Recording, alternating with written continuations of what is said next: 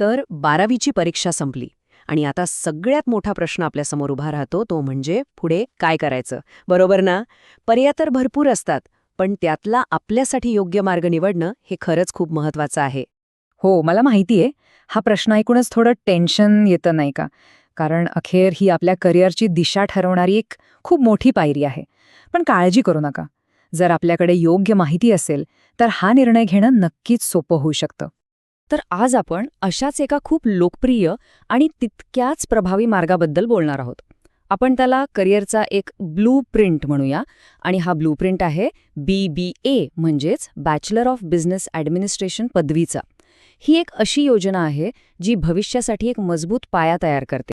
चला तर मग आपल्या ब्लू प्रिंटच्या पहिल्या आणि सगळ्यात महत्त्वाच्या भागापासून सुरुवात करूया. तो म्हणजे पायाभरणी. आता बघा, कोणतीही मोठी इमारत उभी करायची असेल तर तिचा पाया मजबूत असायलाच लागतो, बरोबर? तर मग हा BBA म्हणजे नक्की आहे तरी काय? सोप्या भाषेत सांगायचं तर ही एक अशी पदवी आहे जी बिझनेसच्या जगातल्या वेगवेगळ्या भागांची ओळख करून देते. म्हणजे मार्केटिंग कसं चालतं, फायनान्स कसं सांभाळायचं, HR म्हणजे कर्मचारी व्यवस्थापन कसं करायचं आणि ऑपरेशन्स म्हणजे प्रत्यक्ष काम कसं होतं, या सगळ्या गोष्टी. थोडक्यात ही आपल्या करिअरच्या इमारतीची पहिली आणि सर्वात महत्वाची वीट आहे. ठीक आहे. मग ही पायाभरणी करायला वेळ किती लागतो? तर साधारणपणे हा एक 3 वर्षांचा कोर्स आहे. ही 3 वर्ष म्हणजे आपल्या व्यावसायिक भविष्यासाठी केलेली एक अत्यंत महत्वाची गुंतवणूक आहे, असं समजा. आणि हो, गुंतवणुकीचा विषय निघालाच आहे, तर फीबद्दलही बोलूया. बघा, याकडे खर्च म्हणून पाहण्याऐवजी भविष्यातल्या यशासाठी केलेली गुंतवणूक म्हणून पाहणं जास्त योग्य ठरेल.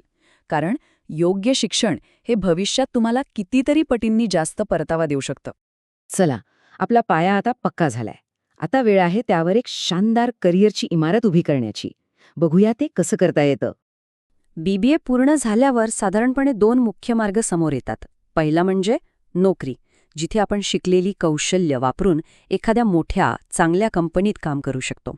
आणि दुसरा मार्ग म्हणजे स्वतःचा व्यवसाय सुरू करणं, म्हणजे शून्यापासून सुरुवात करून स्वतःचं साम्राज्य उभं करणं. अर्थात दोन्ही मार्गांचे स्वतःचे फायदेही आहेत आणि आव्हानंही आहेत. आणि BBAची सर्वात चांगली गोष्ट काय आहे माहितीये? ती म्हणजे ह्यात मिळणाऱ्या संधींची विविधता. मार्केटिंग मॅनेजर बनून तुम्ही उत्पादनं लोकांपर्यंत पोहोचवू शकता, फायनान्शियल अॅनालिस्ट म्हणून पैशाचं गणित सांभाळू शकता, HR स्पेशलिस्ट म्हणून कंपनीतल्या लोकांना सांभाळू शकता. इतकंच नाही तर ऑपरेशन्स मॅनेजर, मॅनेजमेंट कन्सल्टंट किंवा अगदी उद्योजक बनून स्वतःची कंपनी सुरू करू शकता. म्हणजे आपल्या आवडीप्रमाणे आणि कौशल्याप्रमाणे निवड करण्याचं पूर्ण स्वातंत्र्य मिळतं. आठवतंय? आपण शिक्षणावर केलेल्या गुंतवणुकीबद्दल बोललो होतो. तर मग आता वेळ आहे त्या गुंतवणुकीवर मिळणाऱ्या परताव्याबद्दल, म्हणजेच सॅलरी पॅकेजबद्दल बोलायची. कारण शेवटी एक चांगला पगार हे ह्या सगळ्या मेहनतीचं एक महत्त्वाचं फळ आहे. आता हे बघा, हा चार्ट आपल्याला स्पष्टपणे दाखवतोय की BBA पदवीधरांना मिळणारा सुरुवातीचा पगार इतर अनेक क्षेत्रांच्या तुलनेत किती चांगला आणि स्पर्धात्मक असू शकतो. हे आकडे पाहून आपण जी गुंतवणूक करतोय तिचं महत्त्व नक्कीच पटतं. बरं, आत्तापर्यंत आपण फक्त वैयक्तिक करिअर आणि पगाराबद्दल बोललो. पण आता जरा एक मोठा विचार करूया. या BBA व्यावसायिकांचा आपल्या देशाच्या अर्थव्यवस्थेवर काय परिणाम होतो, हे जाणून घेणंही तितकंच महत्त्वाचं आहे. हे वाक्य खूप महत्वाचं आहे.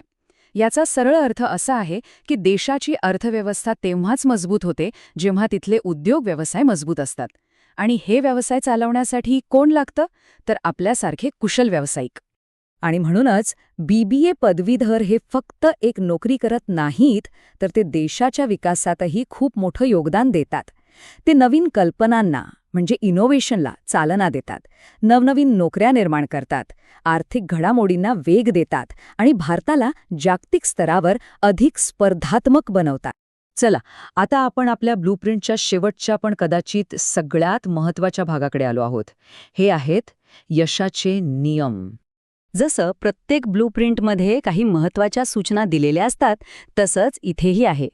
करिअरमध्ये यशस्वी होण्यासाठी काय गोष्टी करायलाच हव्यात आणि कोणत्या गोष्टी टाळायला हव्यात हे समजून घेणं खूप महत्त्वाचं आहे. ह्याच गोष्टी आपल्या करिअरच्या इमारतीला मजबूत बनवतात. तर काय करायला हवं? पहिलं, कुठल्या तरी एका क्षेत्रात स्पेशलायझेशन करा.